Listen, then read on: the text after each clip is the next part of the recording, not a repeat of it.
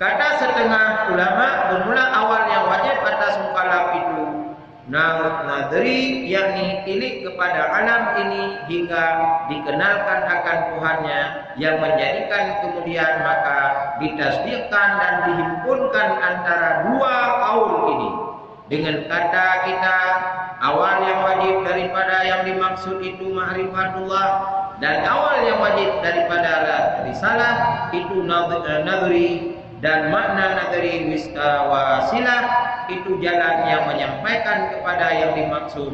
Karena jikalau kita lazimkan tasdik dengan yang barang yang tiada diketahui ia akan sahihnya dan batilnya, niscaya membawa ia kepada benarnya atau tersalahnya, karena tiada ia mengenal dalil yang boleh membedakan antara keduanya, atau membawa kepada bersamaan Nabi dan barang yang bukan Nabi, karena tiada dalil yang boleh membedakan antara keduanya dengan sebab tiada nadri yang sahih.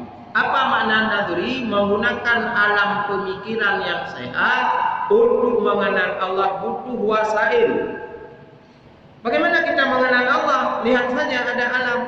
Bagaimana alam ini mungkin ada tanpa tukang ada? Ada langit, ada bumi, ini semua tidak mungkin ada tanpa tukang ada. Dalil ini, wasilah ini, kata ulama, menunjukkan wujudnya wajibul wujud Allah.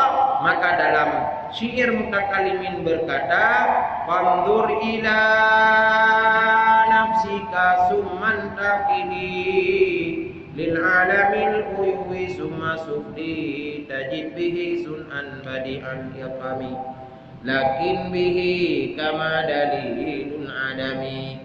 Tinjau gada diri gada cukup mudah, tinjau langit tinjau bumi ada Allah. So pega langit Allah, so pega bumi Allah, so pasok isi keduanya Allah. Apa mungkin benda ada tanpa tukang ada?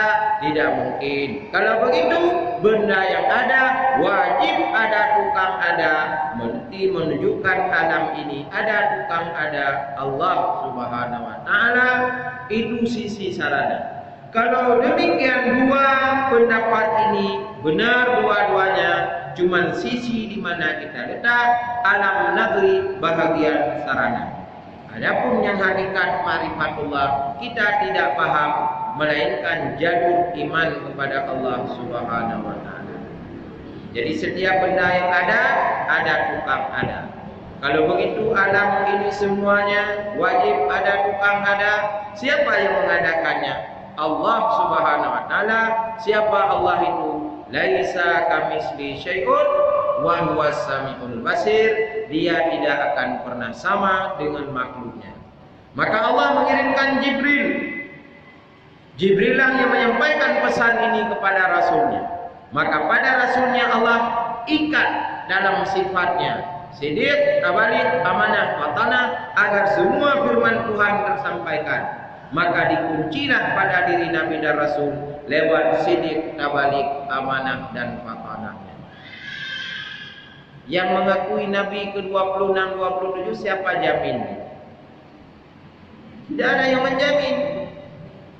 Maka tidak adalah Rasul setelah Muhammad sallallahu alaihi wasallam. Maka dalam akidah nantinya juga kita wajib mengenal keturunan-keturunan Nabi.